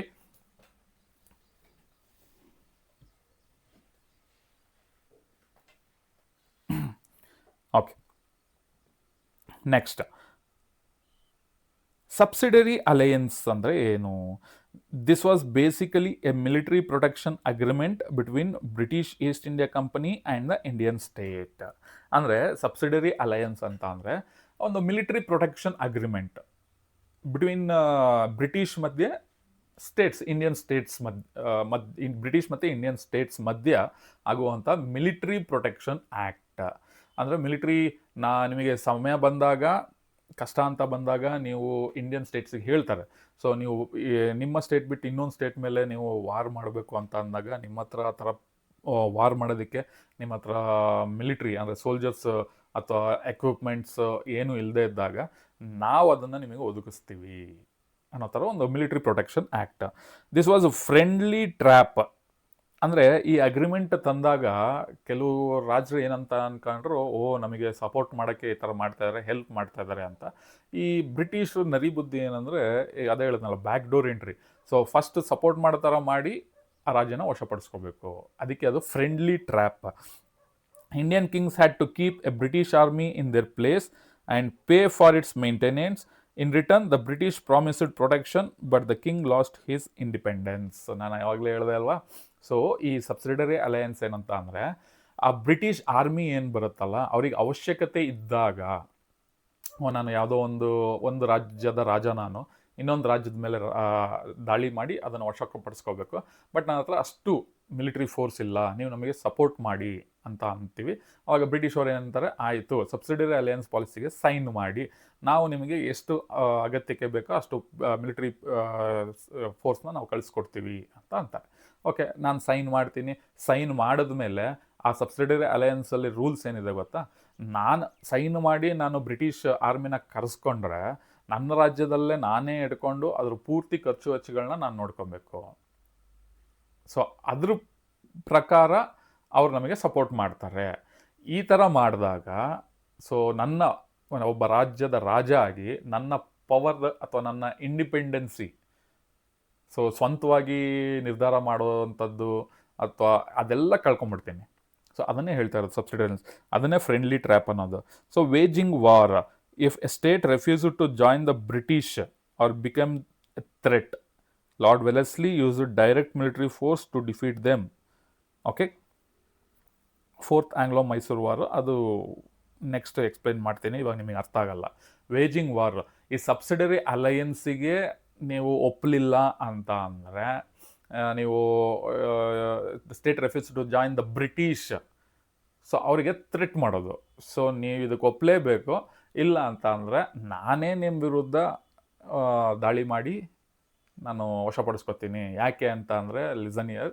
so ಒಂದು ರಾಜ್ಯದ ರಾಜ ಇನ್ನೊಂದು ರಾಜ್ಯದ ಮೇಲೆ ವಾರ್ ಮಾಡೋದಕ್ಕೆ ನನಗೆ ಒಂದು ಸಾಕಷ್ಟು ಪ್ರಮಾಣದ ಒಂದು ಮಿಲಿಟರಿ ಫೋರ್ಸ್ ಇಲ್ಲ ಅಂತ ಬ್ರಿಟಿಷ್ ಹತ್ರ ಹೋದಾಗ ಅದು ಆ ರಾಜನ ವೀಕ್ನೆಸ್ಸು. ಸೊ ಬ್ರಿಟಿಷ್ ಏನು ಮಾಡ್ತಾರೆ, ಆ ವೀಕ್ನೆಸ್ನ ಯೂಸ್ ಮಾಡಿಕೊಂಡು ಸಬ್ಸಿಡರಿ ಅಲಯನ್ಸಿಗೆ ಸೈನ್ ಮಾಡಿಸ್ಕೊತಾರೆ. ಬಟ್ ಆ ಸಬ್ಸಿಡರಿ ಅಲಯನ್ಸ್ಗೆ ನಾನು ಸೈನ್ ಮಾಡಲ್ಲ, ಹಾಗೆ ನೀವು ನನಗೆ ಪ್ರೊಟೆಕ್ಷನ್ ಕೊಡಿ ಬೇರೆ ರಾಜ್ಯದ ಮೇಲೆ ದಾಳಿ ಮಾಡೋದಕ್ಕೆ ಅಂತ ಅಂದಾಗ ಇವ್ರೇನು ಮಾಡ್ತಾರೆ, ಬ್ರಿಟಿಷರು ಹೆದರಿಸ್ತಾರೆ, ಥ್ರೆಟಿಂಗ್ ಮಾಡ್ತಾರೆ. ಸೊ ಇಲ್ಲ, ನೀನು ಇದಕ್ಕೆ ಸೈನ್ ಹಾಕ್ಲೇಬೇಕು, ಹಾಕಲಿಲ್ಲ ಅಂತ ಅಂದರೆ ನಾನು ಹೆಂಗೋ ನೀನು ವೀಕ್ ಆಗಿದೆಯಾ, ಸೊ ನಾನೇ ಡೈರೆಕ್ಟಾಗಿ ನಿಮ್ಮ ರಾಜ್ಯದ ಮೇಲೆ ನಾನು ದಾಳಿ ಮಾಡಿಬಿಟ್ಟು ನಿಮ್ಮ ರಾಜ್ಯನ ನಾನು ವಶಪಡಿಸ್ಕೊತೀನಿ ಅಂತ ಹೆದರಿಸ್ತಾರೆ. ಓಕೆ, ದೆನ್ ಡೈರೆಕ್ಟ್ ಅಡ್ಮಿನಿಸ್ಟ್ರೇಷನ್ ಅಂದರೆ control by taking over a local government. So local ಗೌರ್ಮೆಂಟ್ಗಳಿರ್ತಾವಲ್ಲ, ಸೊ ಸಣ್ಣ ಸಣ್ಣ ರಾಜ್ಯಗಳಿರ್ತವೆ, ಸಣ್ಣ ಸಣ್ಣ ಪ್ರಾಂತ್ಯಗಳಿರ್ತವೆ, ಅಲ್ಲಿ ಒಂದು ಲೋಕಲ್ ಗೌರ್ಮೆಂಟ್ಗಳಿರುತ್ತೆ. ಸೊ ಅದನ್ನೆಲ್ಲ ಕಂಟ್ರೋಲಿಗೆ ತಗೊಳ್ಳೋ ಒಂದು master plan. So subsidiary alliance, waging war and direct administration. Okay, next conditions. ನಾನು ಆವಾಗಲೇ ಹೇಳಿದೆ condition for subsidiary alliance. Indian king had to keep the British army kingdom, ಕರೆಕ್ಟಾ?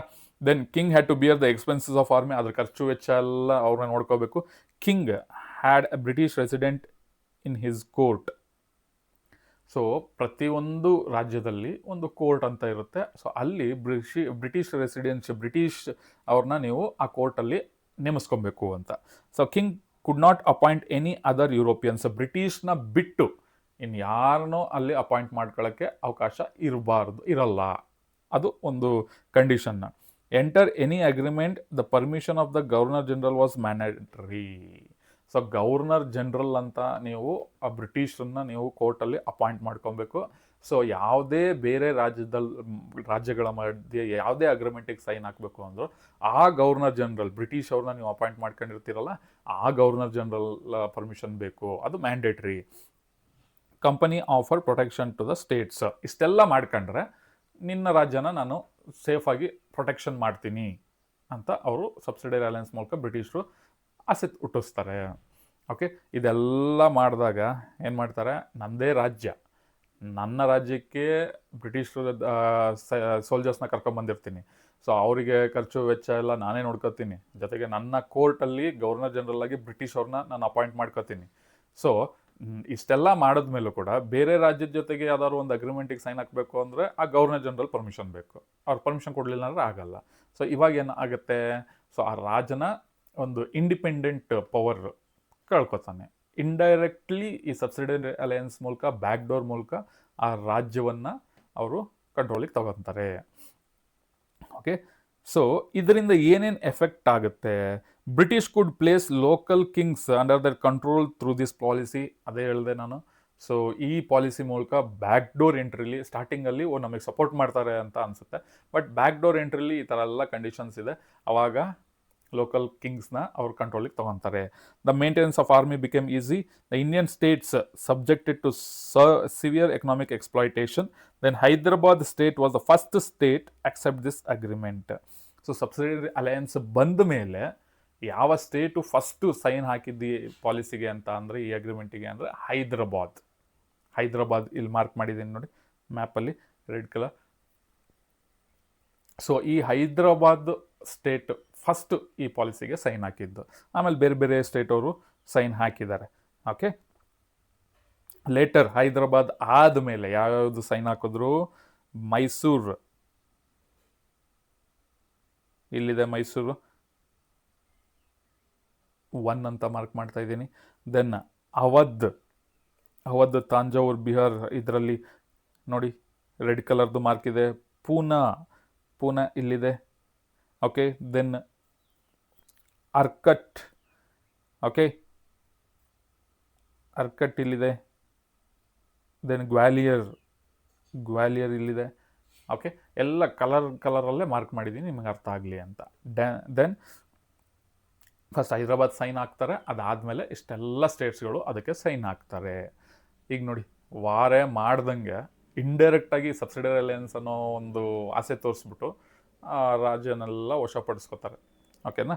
ದೆನ್ ಸೆಕೆಂಡ್, ಆಫ್ಟರ್ 20 years, ಒಂದು ಏನು ಫಸ್ಟ್ ಆಂಗ್ಲೋ ಮೈಸೂರು ವಾರ್ ಆದಮೇಲೆ, Salbai agreement ಆದಮೇಲೆ after 20 years agreement ಏನು end ಆಗುತ್ತೆ, ಅದಾದಮೇಲೆ second Anglo Mysore war, Maratha war start ಆಗುತ್ತೆ.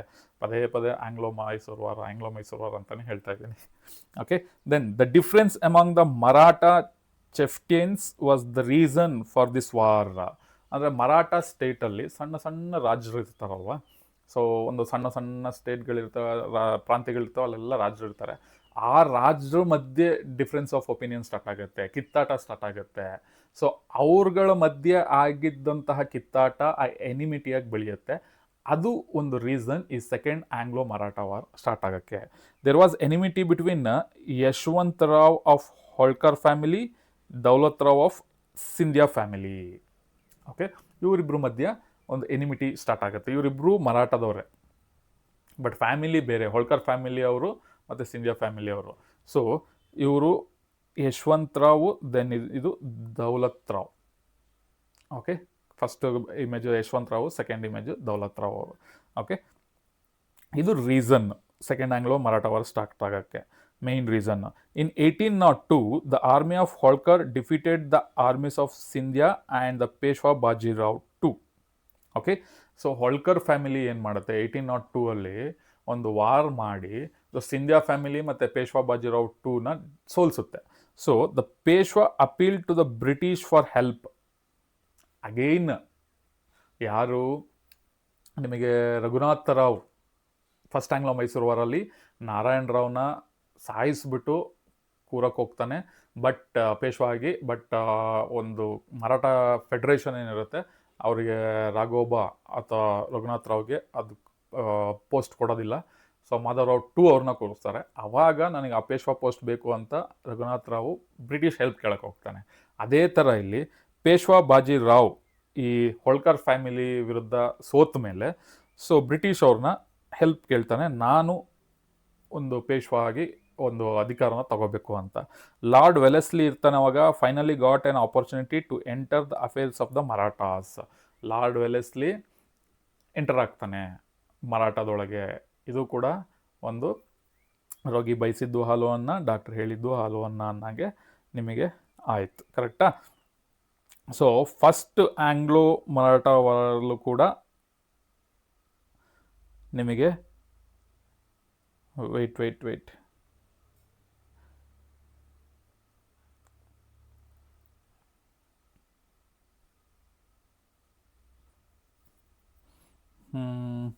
ನಿಮಗೆ ಸ್ಟಾರ್ಟಿಂಗಲ್ಲಿ ಏನಿದೆ, ಫಸ್ಟ್ ಆಂಗ್ಲೋ ಮರಾಠ ವಾರಲ್ಲೂ ಬ್ರಿಟಿಷ್ ಹೆಲ್ಪ್ ಕೇಳಿದಾಗ ಅದು ಕೂಡ ಒಂದು ಬಯಸದೇ ಬಂದ ಭಾಗ್ಯ ಬ್ರಿಟಿಷರಿಗೆ. ಕರೆಕ್ಟಾ? ಸೊ ಈಗಲೂ ಕೂಡ ಲಾರ್ಡ್ ವೆಲೆಸ್ಲಿ ಇರ್ತಾನಲ್ವಾ, ಅವನು ಈಗ ಒಳ್ಳೆ ಅವಕಾಶ ಸಿಕ್ತು ಮರಾಠ ಸ್ಟೇಟ್ ಒಳಗೆ ಒಂದು ಕಿತಾಪತಿ ಮಾಡೋದಕ್ಕೆ. So Peshwa entered the subsidiary alliance. Lord Wellesley ಏನು ಮಾಡ್ತಾನೆ, ಓಕೆ ನಿನಗೆ ಬಂದಿದೆ ನನ್ನ ಹತ್ರ ಸಹಾಯ ಕೇಳೋಕ್ಕೆ, ನಾನು ಸಪೋರ್ಟ್ ಮಾಡ್ತೀನಿ, ಹೋಳ್ಕರ್ ಫ್ಯಾಮಿಲಿ ವಿರುದ್ಧ ನಿನಗೆ ಗೆಲ್ಲೋದಕ್ಕೆ ಅಥವಾ ವಾರ್ ಮಾಡೋದಕ್ಕೆ ನಾನು ಸಪೋರ್ಟ್ ಮಾಡ್ತೀನಿ, ಬಟ್ ನೀನೇನು ಮಾಡಬೇಕು, ಸಬ್ಸಿಡರಿ ಅಲಯನ್ಸಿಗೆ ನೀನು ಸೈನ್ ಹಾಕಬೇಕು ಅಂತ. So Peshwa entered subsidiary alliance system by accepting treaty of Bassein. Okay, treaty of Bassein sign sign ಹಾಕ್ತಾನಲ್ಲ, ಅದು ಟ್ರೀಟಿ ಆಫ್ ಬೆಸಿನ್ ಅಂತ ಕನ್ಸಿಡರ್ ಮಾಡ್ಕೋಬೋದು. ಸೊ ಟ್ರೀಟಿ ಆಫ್ ಬೆಸಿನ್ ಅಂದರೆ is an agreement where the Maratha Peshwa Bajirao II surrendered his power by accepting the British subsidiary alliance. It effectively ended Maratha independence and established absolute British supremacy in India. So ಏನು subsidiary ಅಲಯನ್ಸ್ನ ಒಪ್ಕೊಂಡು ಅದಕ್ಕೆ sign ಆಗ್ತಾರಲ್ಲ, treaty of Bassein, so ಅದೇನು ಅಂತ ಅಂದರೆ, so ಮರಾಠದ ಪೇಶ್ವಾ ಇರ್ತಾನಲ್ಲ ಬಾಜಿರಾವ್ ಟು, ಅವನೆಲ್ಲ ಸಬ್ಸಿಡರಿ ಒಂದು ಪವರ್ನ ಸರೆಂಡರ್ ಮಾಡಿಬಿಡ್ತಾನೆ ಬ್ರಿಟಿಷರಿಗೆ. ಓಕೆನಾ? ಸೊ ಇದರಿಂದ ಒಂದು ಮರಾಠ ಪವರು ಕ್ರಮೇಣ ಮರಾಠದಲ್ಲಿ ಕಮ್ಮಿ ಆಗೋಕ್ಕೆ ಸ್ಟಾರ್ಟ್ ಆಗುತ್ತೆ. So starting stage. ಸೊ ಅಲ್ಲಿ ಬ್ರಿಟಿಷ್ರದ್ದು ಒಂದು ಕಂಟ್ರೋಲ್ ತಗೊಳ್ಳೋದಕ್ಕೆ ಸ್ಟಾರ್ಟ್ ಮಾಡ್ತಾರೆ. Then other Maratha families like Holkar, Gwalior and Bhonsle formed an alliance opposing this treaty. So ಈಗ ಹೋಲ್ಕರ್ ಫ್ಯಾಮಿಲಿಯವರು ಬಾಜಿರಾವ್ ಟೂನ ಸೋಲಿಸ್ತಾರೆ, ಅವನೋಗಿ ಬ್ರಿಟಿಷ್ ಹೆಲ್ಪ್ ತಗೊತಾನೆ, ಈ ಥರ ಎಲ್ಲ ಸಬ್ಸಿಡರಿ ಅಲಯನ್ಸಿಗೆ ಸೈನ್ ಆಗ್ತಾನೆ, ಟ್ರೀಟಿ ಆಫ್ ಬೇಸಿನ್ ಅಂತ. ಬಟ್ ಅವ್ರಿಗೆ ಗೊತ್ತಿರುತ್ತೆ ಬ್ರಿಟಿಷರು ನಮ್ಮ ಮರಾಠದೊಳಗೆ ಕಾಲಿಟ್ರೆ ಅವರು ಎಲ್ಲ ಕಡೆ ಆಕ್ರಮಿಸ್ಕೋತಾರೆ ಅಂತ. ಅದಕ್ಕೆ ಈ ಬೇರೆ ಫ್ಯಾಮಿಲಿ ಇರ್ತಾರಲ್ಲ, Maratha family, Holkar family, Gwalior, Bansal family, ಅವರೆಲ್ಲ ಇದನ್ನು ವಿರೋಧ ಮಾಡ್ತಾರೆ. ಓ, ನೀನು ಇದು ಸೈನ್ ಹಾಕಿದ್ದು ತಪ್ಪು, ಇದಕ್ಕೆ ನಮ್ಗೆ ಒಪ್ಪಿಗೆ ಇಲ್ಲ ಅನ್ನೋ ಥರ. ಓಕೆ, ರೀಸನ್ಸ್ ಏನಂದರೆ, Lord Wellesley defeated the armies of various Maratha families from 1803 to 1805. Okay, ಬೇರೆ ಬೇರೆ ಫ್ಯಾಮಿಲೀಸ್ನ ಡಿಫೀಟ್ ಮಾಡ್ತಾನೆ ಲಾರ್ಡ್ ವೆಲೆಸ್ಲಿ. ಅವನು ಯಾವಾಗ ಪೇಶ್ವಾ ಬಾಜಿರಾವ್ ಟು ಸೈನ್ ಆಗ್ತಾನೆ ಸಬ್ಸಿಡರಿ ಅಲಯನ್ಸಿಗೆ, ಅವನೆಲ್ಲದನ್ನು ಯುದ್ಧ ಮಾಡ್ತಾನೆ, ಸುಮಾರು ಮರಾಠ ಫ್ಯಾಮಿಲೀಸ್ನ ಸೋಲಿಸ್ತಾನೆ. ಸೊ ಅದರಿಂದ ಔಟ್ಕಮ್ಸ್ ಏನು ಬಂತು, ರಿಸಲ್ಟ್ ಏನು ಬಂತು? ದಿಸ್ ಬ್ಯಾಟಲ್ ಥಸ್ಟಿನೆಸ್ increased the financial burden on the company. ಅಂದರೆ ಈಗ ಹೆಂಗೆ ಅಂತ ಅಂದರೆ, ಈಗ ಅವನ ಹತ್ರ ದುಡ್ಡಿದೆ ಅಂತ, ಒಬ್ಬ ಮನುಷ್ಯನ ಹತ್ರ ದುಡ್ಡಿದೆ ಅಂತ ಅಂದಾಗ ಬೇರೆಯವ್ರಿಗೆ ಸಹಾಯ ಮಾಡಬೇಕು ಅಂದರೆ ಎಷ್ಟು ಬೇಕೋ ಅಷ್ಟು ಸಹಾಯ ಮಾಡಬೇಕು, ಕರೆಕ್ಟಾ? ಸೊ ನನ್ನ ಹತ್ರ ದುಡ್ಡಿದೆ ಅಂತ ಬಂದವರಿಗೆಲ್ಲ ಸಹಾಯ ಮಾಡ್ತಾ ಹೋದರೆ ಅವನ ಹತ್ರ ದುಡ್ಡು ಖಾಲಿ ಆಗಿಬಿಡುತ್ತೆ. ಅದೇ ಥರ ಎಕ್ಸಾಂಪಲ್. ಸೊ ಇವನು ಎಲ್ಲದು ನನಗೆ ವಶಪಡಿಸ್ಕೊಬೇಕು, ಗವರ್ನರ್ ಜನರಲ್ ಆದಮೇಲೆ ಲಾರ್ಡ್ ವೆಲೆಸ್ಲಿ ಇವನಿದ್ದಾನಲ್ಲ, ಸೊ ಎಲ್ಲ ಇಡೀ ಇಂಡಿಯಾನೇ ನಾನು ವಶಪಡಿಸ್ಕೋಬೇಕು ಅಂತ ಸಿಕ್ಕಾಬಟ್ಟೆ ವಾರ್ ಮಾಡೋದು, ದುಡ್ಡು ಖರ್ಚು ಮಾಡೋದು, ಅದೆಲ್ಲ ಮಾಡ್ತಾ ಬಂದ. ವಶಪಡಿಸ್ಕೊಂಡ ಕೂಡ ಕೆಲವೊಂದು ಪ್ರಾಂತ್ಯಗಳನ್ನ ಅವನ ಆಳ್ವಿಕೆಯಲ್ಲಿ. ಬಟ್ ಈ ಥರ ಮಾಡಿದಾಗ ಸೆಕೆಂಡ್ ಆಂಗ್ಲೋ ಮರಾಠ ವಾರ್ ಟೈಮಲ್ಲಿ ಅವನು ಕೆಲವೊಂದು ಮರಾಠ ಫ್ಯಾಮಿಲಿನ ಸೋಲಿಸ್ದ, ಅದನ್ನು ವಶಪಡಿಸ್ಕೊಂಡ ರಾಜ್ಯಗಳನ್ನ. ಸೊ ಆವಾಗ ಏನಾಗುತ್ತೆ, ಆ ಟೈಮಲ್ಲಿ ಅವನಿಗೆ ಫೈನಾನ್ಷಿಯಲ್ ಬರ್ಡನ್ ಆಗುತ್ತೆ. ಎಲ್ಲ ಖರ್ಚು ಮಾಡೋದು, ವಾರ್ ಮಾಡೋದು, ದುಡ್ಡಿಲ್ಲ, financial burden. So on being criticised for this policy, Lord Wellesley resigned from his post and return to England. So ಈ ಥರ ಫೈನಾನ್ಷಿಯಲ್ ಬರ್ಡನ್ ಇವನಿಂದ ಆಗ್ತಾ ಇದೆ ಅಂತ ಗೊತ್ತಾದಾಗ ಎಲ್ಲರೂ ಅವನ ಮೇಲೆ ಆರೋಪಗಳನ್ನ, ಇಲ್ಲ ಇವನು ಸರಿ ಇಲ್ಲ, ಅದು ಇದು ಅಂತ ಮಾಡೋಕ್ಕೆ ಹೋಗ್ತಾರೆ. ಆವಾಗ ಏನು ಮಾಡ್ತಾನೆ ಅವನು, ಇಲ್ಲ ಅವನ ಪೋಸ್ಟಿಗೆ ರಿಸೈನ್ ಮಾಡಿ ಮತ್ತೆ ಇಂಗ್ಲೆಂಡಿಗೆ ಹೋಗ್ಬಿಡ್ತಾನೆ ಭಾರತನ ಬಿಟ್ಟು. So this resulted in temporary peace in the region. So ಅವನು ಆ ಗವರ್ನರ್ ಜನರಲ್ ಪೋಸ್ಟಿಗೆ ರಿಸೈನ್ ಮಾಡಿ ಇಂಗ್ಲೆಂಡಿಗೆ ಹೋಗ್ತಾನಲ್ಲ, ಆವಾಗ ಅಲ್ಲಿ ಯಾರು ಆ ಥರ ಲಾರ್ಡ್ ವೆಲೆಸ್ಲಿ ಥರ ಕಿತಾಪತಿ ಮಾಡೋದಕ್ಕೆ ಇಂಡಿಯಾದಲ್ಲಿ ಯಾರೂ ಇರೋಲ್ಲ. ಅವಾಗ ಸ್ವಲ್ಪ ಶಾಂತಿ, ನೆಮ್ಮದಿ ಎಲ್ಲ ಇರುತ್ತೆ ಇಂಡಿಯಾದಲ್ಲಿ. ಓಕೆನಾ? ಅದಾದಮೇಲೆ third Anglo Maratha war start ಆಗುತ್ತೆ. ಓಕೆ, ರೀಸನ್ಸ್ ಏನು third Anglo Maratha war start ಆಗೋಕ್ಕೆ? The Maratha families tried their best to protect their independence and honour. ಆ ಫ್ಯಾಮಿಲಿಗಳಿದ್ವಲ್ಲ ಅಲ್ಲಿ, ಸೊ ಶಕ್ತಿ ಮೀರಿ ಪ್ರಯತ್ನ ಪಡ್ತಾರೆ ಅವರ ರಾಜ್ಯವನ್ನು ಅಥವಾ ಅವರ ಪವರ್ನ ಉಳಿಸ್ಕೊಳ್ಳೋದಕ್ಕೆ. So even the Peshwa attempted to free himself from the clutches of the English. ಅಂದರೆ ಪೇಶ್ವಾ ಬಾಜಿರಾವ್ ಟು ಇದ್ನಲ್ಲ, ಅವನು ಡಾಕ್ಟ್ರಿನ್ ಆಫ್ ಲ್ಯಾಪ್ಸಿಗೆ ಸಬ್ಸಿಡರಿ ಅಲಯನ್ಸಿಗೆ ಸೈನ್ ಹಾಕಿದ್ನಲ್ಲ, Anglo Maratha second Anglo Maratha ವಾರಲ್ಲಿ, ಅವನೂ ಕೂಡ ಇಂಗ್ಲೀಷ್ ಅಂದರೆ ಬ್ರಿಟಿಷರ ಕಪಿಮುಷ್ಟಿಯಿಂದ ತಪ್ಪಿಸ್ಕೊಳ್ಳೋದಕ್ಕೆ ಅವನು ಟ್ರೈ ಮಾಡ್ತಾ ಇರ್ತಾನೆ. ಇನ್ 1817 the Peshwa attacked the British residency in Poona and burnt it down. ಅವರ ಕಪಿಮುಷ್ಟಿಯಿಂದ ಹೊರಗೆ ಬಂದು 1817 ಪೇಶ್ವಾ ಬಾಜಿರಾವ್ ಟು ಏನು ಮಾಡ್ತಾನೆ, ಬ್ರಿಟಿಷ್ ರೆಸಿಡೆನ್ಸಿ, ಪೂನಾದಲ್ಲಿ ಬ್ರಿಟಿಷ್ ರೆಸಿಡೆನ್ಸಿ ಇರುತ್ತೆ, ಅದನ್ನು ಅಟ್ಯಾಕ್ ಮಾಡ್ತಾನೆ, ಅದನ್ನು ಕಂಪ್ಲೀಟಾಗಿ ಸುಟ್ಟಾಕ್ತಾನೆ. ಓಕೆನಾ? Appa Sahib of Nagpur and Malhar Rao Holkar rebelled against the British and were suppressed ruthlessly. So Appa Sahib ಮತ್ತು ಮಲ್ಹಾರ್ ರಾವ್ ಹೋಳ್ಕರ್ ಅವರಿಬ್ಬರು ಬ್ರಿಟಿಷ್ ವಿರುದ್ಧ ದಂಗೆ ಹೇಳ್ತಾರೆ. Then finally 1818 Peshwa Bajirao two fought against the British at Koregaon and Ashti and later surrendered to the British. 1818ಅಲ್ಲಿ ಪೇಶ್ವಾ ಬಾಜಿರಾವ್ ಟು ಒಂದು ಮೊದಲು 1817ಅಲ್ಲಿ ಪೂನಾನ ಅಟ್ಯಾಕ್ ಮಾಡ್ತಾನೆ, ಅದನ್ನು ಸುಟ್ಟಾಕ್ತಾನೆ. 1818ಅಲ್ಲಿ ಸೊ ಬ್ರಿಟಿಷರು ವಿರುದ್ಧ ಕೊರೆಗಾನ್ ಮತ್ತು ಅಸ್ತಿಲಿ, ಇಲ್ಲಿ ಮೆನ್ಷನ್ ಮಾಡಿದ್ದೀನಿ ಕೊರೆಗಾನ್ ಮತ್ತು ಅಸ್ತಿ 2 ಪಾಯಿಂಟ್.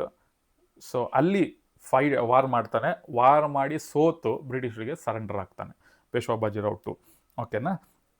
ಅದರಿಂದ ಔಟ್ಕಮ್ಸ್ ಏನು, ರಿಸಲ್ಟ್ ಏನು ಬಂತು? The British abolished the Peshwa post. So ಆ ಕೊರೆಗಾನ್ ಮತ್ತು ಅಸ್ತಿಲಿ ಸರೆಂಡರ್ ಆಗ್ತಾನಲ್ಲ ವಾರಲ್ಲೇ ಸೋತಿ ಪೇಶ್ವಾ ಬಾಜಿರಾವ್ ಟು.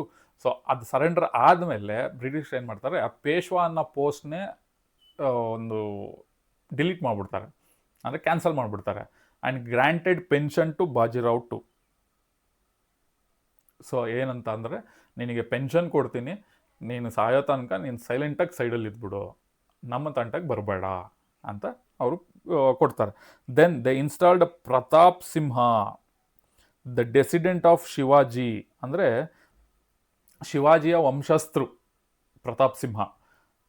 ಅವ್ರನ್ನ ಬ್ರಿಟಿಷ್ ಏನು ಮಾಡ್ತಾರೆ, ರೂಲರ್ ಆಫ್ ಸತಾರಾ ಅಂತ ಅಪಾಯಿಂಟ್ ಮಾಡ್ತಾರೆ. ಪೇಶ್ವಾ ಅನ್ನೋ ಪೋಸ್ಟ್ನ ಕ್ಯಾನ್ಸಲ್ ಮಾಡಿಬಿಟ್ಟವ್ರೆ ಬ್ರಿಟಿಷ್ ಅವರು. ಹಾಗಾಗಿ ಪ್ರತಾಪ್ ಸಿಂಹ ಶಿವಾಜಿ ವಂಶಸ್ಥರನ್ನ ಕರ್ಕೊಂಡ್ಬಂದು ಒಂದು ರೂಲರ್, ರಾಜನಾಗಿ ಸತಾರಾದಲ್ಲಿ ಕೂರಿಸ್ತಾರೆ. ಅದು ಒಂದು ಮಿನಿ ಸ್ಟೇಟ್, ಸಣ್ಣ state. And named him as a traditional leader of Marathas and suppressed the Marathas resistance. ಓಕೆನಾ? ಪ್ರತಾಪ್ ಸಿಂಹನ ಕರ್ಕೊಬಂದು, ಶಿವಾಜಿ ವಂಶಸ್ಥರಾಗಿರೋ ಪ್ರತಾಪ್ ಸಿಂಹನ ಕರ್ಕೊಬಂದು ಸತಾರಾದಲ್ಲಿ ಒಂದು ಸಣ್ಣ ಸ್ಟೇಟ್ ಅದು, ಅಲ್ಲಿ ಲೀಡರಾಗಿ ಕೂರಿಸ್ತಾರೆ, ರಾಜನಾಗಿ ಕೂರಿಸ್ತಾರೆ. ಅವನ ನೇಮ್ ಏನು ಕೊಡ್ತಾರೆ, ಟ್ರೆಡಿಷನಲ್ ಲೀಡರ್ ಆಫ್ ಮರಾಠಾಸ್ ಅಂತ ಒಂದು ನೇಮ್ ಕೊಟ್ಟು ಕೂರಿಸ್ತಾರೆ. ಓಕೆನಾ? ಸೊ ಅದೆಲ್ಲ ಆದಮೇಲೆ next consolidation of the British power 1818 to 1857. ಇದನ್ನು ಚೆಕ್ ಮಾಡೋಣ.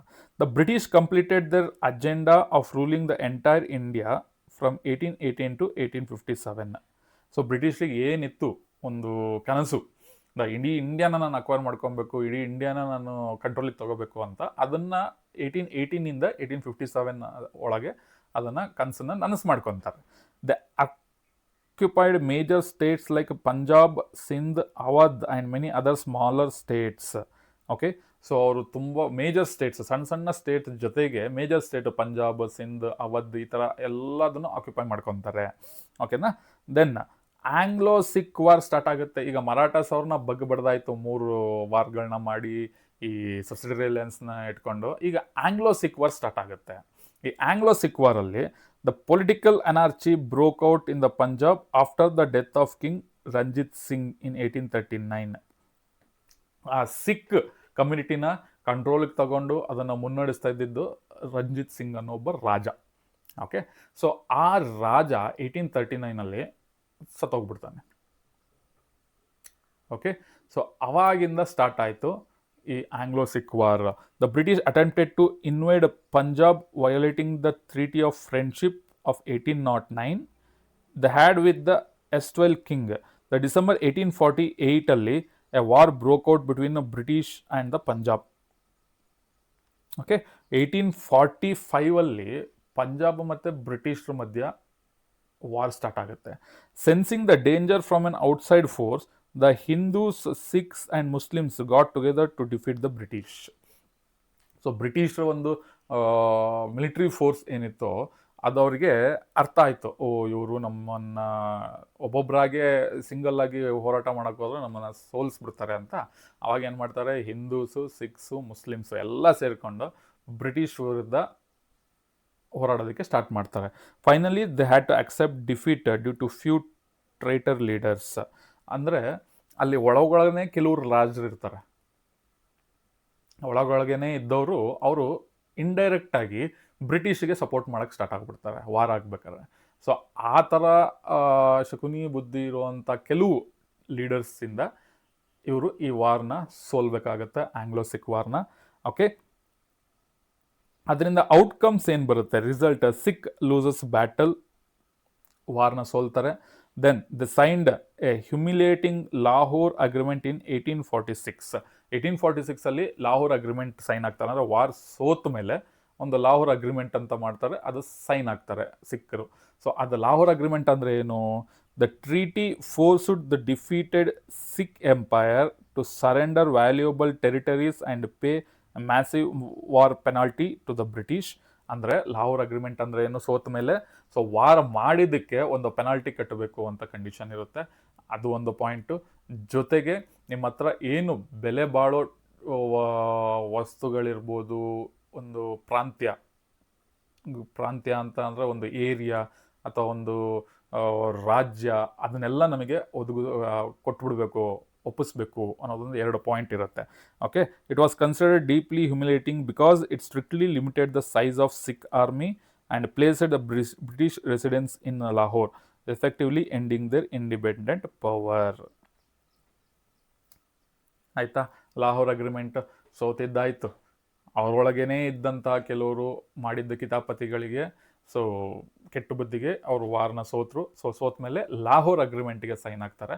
ಈ ಲಾಹೋರ್ ಅಗ್ರಿಮೆಂಟಲ್ಲಿ ಏನಿರುತ್ತೆ ಅಂತ ಅಂದರೆ, ನಿಮ್ಮ ಒಂದು ಬೆಲೆ ಬಾಳುವ ಒಂದು ವಸ್ತು ಅಥವಾ ಬೆಲೆ ಬಾಳುವ ಒಂದು ಪ್ರಾಂತ್ಯಗಳನ್ನ ನಮಗೆ ಬಿಟ್ಕೊಡ್ಬೇಕು, ಜೊತೆಗೆ ನಮ್ಮ ಮೇಲೆ ವಾರ್ ಮಾಡಿದ್ದಕ್ಕೆ ನೀವು ಪೆನಾಲ್ಟಿ ಕಟ್ಟಬೇಕು ಅಂತ ಇರುತ್ತೆ. ಆಯಿತು ಅಂತ ಸೋತ ಮೇಲೆ ಇನ್ನೇನು ಆಯಿತು ಅಂತ ಸಿಖ್ರು ಸೈನ್ ಆಗ್ತಾರೆ. ಸೊ ಅದಾದ ಮೇಲೆ ಅವರ ಅಸ್ತಿತ್ವವನ್ನು ಕಳೆದುಕೊಳ್ಳೋದಕ್ಕೆ ಸ್ಟಾರ್ಟ್ ಆಗುತ್ತೆ. So Dus Punjab became the dependent state of the British. So Punjab ಏನಾಗುತ್ತೆ? ಬ್ರಿಟಿಷ್ ಆಳ್ವಿಕೆಗೆ ಒಳಪಡುತ್ತೆ, ಬ್ರಿಟಿಷರ ಮೇಲೆ ಡಿಪೆಂಡೆಂಟ್ ಆಗುತ್ತೆ. ಓಕೆ, ಅದಾದಮೇಲೆ next merge of Punjab in British empire. British empire ಜೊತೆಗೆ ಪಂಜಾಬ್ನ ಮರ್ಜ್ ಮಾಡೋದಕ್ಕೆ ಪ್ಲ್ಯಾನ್ ಏನಂದರೆ, 1848ದಲ್ಲಿ Sikh opposed the attempts by the British to rule Punjab directly. 1848 listen year, 1846 ಅವರು ಈ ಲಾಹೋರ್ ಅಗ್ರಿಮೆಂಟಿಗೆ ಸೈನ್ ಆಗ್ತಾರೆ ಪಂಜಾಬ್ ಅವರು. ಬಟ್ 1848 ಡೈರೆಕ್ಟಾಗಿ ಬ್ರಿಟಿಷ್ ಅವರು ಲಾಹೋರ್ ಮೇಲೆ ಹಿಡಿತವನ್ನು ಸಾಧಿಸಿ ಅದನ್ನು ನಮ್ಮ ಕಂಟ್ರೋಲಿಗೆ ತಗೊಂಡು ಬ್ರಿಟಿಷ್ ಎಂಪೈರ್ ಜೊತೆಗೆ ಆ್ಯಡ್ ಮಾಡ್ಕೊಬಿಡೋಣ, ಮರ್ಜ್ ಮಾಡೋಣ ಅಂತ ಹೊರಡ್ತಾರೆ. ಆವಾಗ ಸೊ ಸಿಖ್ ಫ್ಯಾಮಿಲೀಸ್ ಏನಿರುತ್ತೆ ಅವರೆಲ್ಲ ಅಪೋಸ್ ಮಾಡ್ತಾರೆ. The opposition was led by Chattar Singh Attariwala in Lahore and Mulraj in Multan. ಇವರಿಬ್ಬರು ಅಪೋಸ್ ಮಾಡ್ತಾರೆ kings. Again the people of Punjab were defeated. ಆದರೆ ಅಪೋಸ್ ಮಾಡ್ತಾರಲ್ಲ ಬ್ರಿಟಿಷ್, ನೀವು ನಮ್ಮ ಪಂಜಾಬ್ನ ಬ್ರಿಟಿಷ್ ಜೊತೆಗೆ ಮರ್ಜ್ ಮಾಡಬೇಡಿ ಅಂತ. ಸೊ ಆವಾಗ ವಾರ್ ಆಗುತ್ತೆ, ಒಂದು ಸಣ್ಣ ಇದಾಗುತ್ತೆ ವಾರು. ಸೊ ಆವಾಗ ಮತ್ತೆ ಪಂಜಾಬ್ ಅವರು ಸೋತಾಗ finally Lord Dalhousie merged the state of Punjab with British empire. So ಆದ್ಮೇಲೆ ಇನ್ನೇನು ಮಾಡೋಕ್ಕಾಗತ್ತೆ? ಲಾಹೋರ್ ಅಗ್ರಿಮೆಂಟು ಸೈನ್ ಹಾಕಾಗಿತ್ತು, ಮತ್ತೆ 1848 ಒಂದು ಅಪೋಸ್ ಮಾಡಿದಾಗ ಒಂದು ಸಣ್ಣ ನೀನು ಒಪ್ಕೊಂಡು ನನ್ನ ಪಂಜಾಬ್ನ ಮತ್ತು ನಮ್ಮ ಬ್ರಿಟಿಷ್ ಜೊತೆಗೆ ಮರ್ಜ್ ಮಾಡೋದಕ್ಕೆ ಒಪ್ಕೊಂಡ್ರೆ ಸರಿ, ಇಲ್ಲ ಅಂದರೆ ಮತ್ತೆ ವಾರ್ ಮಾಡ್ತೀನಿ ಅಂತಾನೆ Lord Dalhousie. So Lord Dalhousie ಏನು ಮಾಡ್ತಾನೆ? ವಾರ್ ಮಾಡಿ ಗೆಲ್ತಾನೆ. ಅದಾದಮೇಲೆ ಪಂಜಾಬ್ ಮತ್ತು ಬ್ರಿಟಿಷ್ನ ಮರ್ಜ್ ಮಾಡ್ತಾನೆ. Okay, next Dalhousie and doctrine of lapse. Subsidiary alliance ನೋಡಾಯಿತು, ಈಗ ಡಾಲ್ಹೌಸಿ ಮತ್ತು ಡಾಕ್ಟ್ರನ್ ಆಫ್ ಲ್ಯಾಪ್ಸ್ ನೋಡೋಣ. Dalhousie and doctrine of lapse ಅಂತ ಅಂದರೆ, Dalhousie who arrived in India as the governor general in 1848. 1846 Lahore agreement sign ಹಾಕಿದ್ದು ಯಾರು? ಪಂಜಾಬ್ ಅವರು. ಬಟ್ 1848 ಡಾಲ್ಹೌಸಿ ಭಾರತಕ್ಕೆ ಬರ್ತಾನೆ ಗವರ್ನರ್ ಜನರಲ್ ಆಗಿ. ಯಾವಾಗ ಅವನು ಲಾರ್ಡ್ ವೆಲೆಸ್ಲಿ ಹೋಗ್ತಾನೆ ಭಾರತ ಬಿಟ್ಟು ಇಂಗ್ಲೆಂಡ್ಗೆ, ಅದಾದಮೇಲೆ ಯಾರೂ ಬಂದಿರಲ್ಲ. ಸೊ ಅದಾದ ಮೇಲೆ 1848 ಲಾರ್ಡ್ ಡಾಲ್ಹೌಸಿ ಗವರ್ನರ್ ಜನರಲ್ ಆಗಿ ಬರ್ತಾನೆ. Made a final attempt to integrate Indian princely states with the British empire. ಅಂದರೆ ಸಣ್ಣ ಸಣ್ಣ ಪ್ರಿನ್ಸ್ಲಿ ಸ್ಟೇಟ್ಸ್ ಅಂದರೆ ಸಣ್ಣ ಸಣ್ಣ ರಾಜ್ಯಗಳಿರ್ತವೆ, ಒಂದು ದೇಶ ಅಲ್ಲ, ಸಣ್ಣ ಸಣ್ಣ ಸಣ್ಣ ರಾಜ್ಯಗಳಿರ್ತವೆ. ಅದನ್ನೆಲ್ಲ ಒಟ್ಟುಗೂಡಿಸಿ ಒಂದು ಕಂಟ್ರೋಲಿಗೆ ತಗೋಬೇಕು ನಾನು ಅನ್ನೋ ಥರ ಅವನ ಐಡಿಯಾ ಬರುತ್ತೆ. ಸೊ ಅವನು ಲಾರ್ಡ್ ವೆಲೆಸ್ಲಿ ಇದ್ದವನು ಒಂದ್ರ ಮೇಲೊಂದು ದಾಳಿ ಮಾಡಿ doctrine of subsidiary alliance use ಮಾಡಿಕೊಂಡು ಕೆಲವೊಂದು ರಾಜ್ಯಗಳನ್ನ ವಶಕ್ಕೆ ಪಡಿಸ್ಕೊಂಡ ಬ್ರಿಟಿಷ್ ವಶಕ್ಕೆ. ಆಮೇಲೆ ಅವನು ಒಂದು ಫೈನಾನ್ಷಿಯಲ್ ಕಂಡೀಷನ್ ಎಡವಟ್ಟಾಗಿ ಎಲ್ಲ ಸಮಸ್ಯೆ ಆಗಿ ಅವನ ವಿರುದ್ಧ ದಂಗೆ ಇದ್ದಾಗ ಅವ್ನು ಬಿಟ್ಟು ಹೊರಟ. ಅದಾದ ಮೇಲೆ ಇವನು ಬರ್ತಾನೆ ಡಾಲ್ಹೌಸಿ. ಅವನು ಬಂದು ಏನು ಪ್ಲ್ಯಾನ್ ಮಾಡ್ತಾನೆ, ಒಂದೊಂದೇ ಸಣ್ಣ ಸಣ್ಣ ರಾಜ್ಯದ ಮೇಲೆ ಕಂಟ್ರೋಲ್ ತಗೋಬದ್ಲು ಅದನ್ನೆಲ್ಲ ಒಟ್ಟುಗೂಡಿಸಿ ಒಂದು ದೇಶ ಅಂತ ಮಾಡಿಕೊಂಡು ಆ ದೇಶನ ನಾನು ಕಂಟ್ರೋಲಿಗೆ ಇಟ್ಕೊಂಡ್ರೆ ಒಳ್ಳೇದು ಅನ್ನೋ ಥರ ಪ್ಲ್ಯಾನ್ ಮಾಡ್ಕೊತಾನೆ. ಓಕೆನಾ. He adopted the doctrine of lapse policy whereby the adopted children of Indian kings were refused to the right to throne. ಇವನು ಬಂದ್ಬಿಟ್ಟು ಲಾರ್ಡ್ ಡಾಲ್ಹೌಸಿ. ಅವ್ನು ಲಾರ್ಡ್ ವೆಲೆಸ್ಲಿ ನೆನ್ಪಿಟ್ಕೊಳ್ಳಿ ಸಬ್ಸಿಡರಿ ಅಲಯನ್ಸ್ ಸ್ಟಾರ್ಟ್ ಮಾಡ್ತಾನೆ. ಲಾರ್ಡ್ ಡಾಲ್ಹೌಸಿ ಬಂದು doctrine of lapse start ಮಾಡ್ತಾನೆ. Doctrine of lapse ಅಂತ ಅಂದರೆ ಏನು, ಸಬ್ಸಿಡರಿ ಅಲಯನ್ಸ್ ಅಂದರೆ ಏನು, ಅವನು ಬ್ರಿಟಿಷರಿಗೆ ಬೇರೆ ರಾಜ್ಯರಿಗೆ ಬೇಕಾದಂತಹ ಒಂದು ಮಿಲಿಟರಿ ಸಪೋರ್ಟ್ ಕೊಡೋದಕ್ಕೆ ಅದು ಸಬ್ಸಿಡರಿ ಅಲಯನ್ಸು. ಇಂಡೈರೆಕ್ಟಾಗಿ ಫ್ರೆಂಡ್ಲಿ ಟ್ರೇಟ್. ಓಕೆನಾ. ಸೊ ಆ ಥರ ಅವನು ಕೆಲವು ರಾಜ್ಯಗಳನ್ನ ವಶಪಡಿಸ್ಕೊಂಡ. ಈ ಡಾಕ್ಟ್ರೈನ್ ಆಫ್ ಲ್ಯಾಪ್ಸ್ ಅಂತ ಅಂದರೆ ಈ ರಾಜರಿಗೆ ಸ್ವಂತ ಮಗ ಇದ್ದರೆ ಮಾತ್ರ ಆ ರಾಜ ತೀರೋದ್ಮೇಲೆ ಅವನ ರಾಜ್ಯ ಮತ್ತು ಅವನ ಪವರ್ ಎಲ್ಲ ಆ ಮಕ್ಕಳಿಗೆ ಟ್ರಾನ್ಸ್ಫರ್ ಆಗುತ್ತೆ. ಸ್ವಂತ ಮಗ ಇಲ್ದಲೇ ಆ ರಾಜ ತೀರೋದ್ರೆ ದತ್ತು ಮಗ ತಗೊಂಡು ಅವನಿಗೆ ಪವರ್ ಕೊಡಬೇಕು, ಆ ಥರ ಕಾನ್ಸೆಪ್ಟ್ ಇಲ್ಲ. ಸೊ ಸ್ವಂತ ಮಗ ಇದ್ದರೆ ಮಾತ್ರ ಆ ರಾಜ್ಯ ಆ ಪವರೆಲ್ಲ ಮಗನಿಗೆ ಟ್ರಾನ್ಸ್ಫರ್ ಆಗುತ್ತೆ. ಸ್ವಂತ ಮಗ ಇಲ್ಲ ಅಂತ ಅಂದರೆ ಆ ರಾಜ ತೀರೋದ್ಮೇಲೆ ಆ ರಾಜ್ಯ ಬ್ರಿಟಿಷರ ಆಳ್ವಿಕೆಗೆ ಒಳಪಡುತ್ತೆ ಅನ್ನೋದು ಈ ಡಾಕ್ಟ್ರೈನ್ ಆಫ್ ಲ್ಯಾಪ್ಸ್ ಪಾಲಿಸಿ. ಓಕೆನಾ. So according to this policy, if any Indian ruler died childless, his adopted male child had no legal right over the throne. ಕರೆಕ್ಟಾ. ಸೊ ಒಂದು ಯಾವ ಥರ such A state was merged with the British empire. ಓಕೆನಾ. ಆ ಥರ ರಾಜರಲ್ಲಿ ಆ policy ತಂದ ಮೇಲೆ ಆ ಥರ ಕೆಲವು ರಾಜರಿಗೆ ಸ್ವಂತ ಮಗ ಇಲ್ದಲೇ ತೀರೋದ್ರು. ಓಕೆ.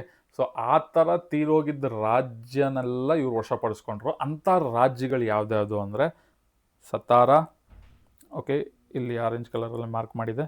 ದೆನ್ ನಾಗ್ಪುರ್, ಬ್ಲೂ ಕಲರಲ್ಲಿ ಮಾರ್ಕ್ ಮಾಡಿದೆ.